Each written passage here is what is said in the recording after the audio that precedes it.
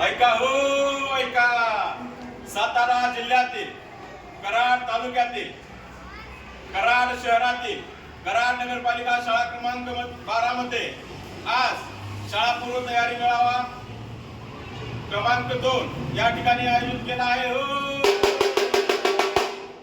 या मेळाव्याच्या उद्घाटनाला बीआरसीच्या प्रमुख बीआरसीच्या साधन व्यक्ती सौ भिसे मॅडम या ठिकाणी उपस्थित आहेत हो।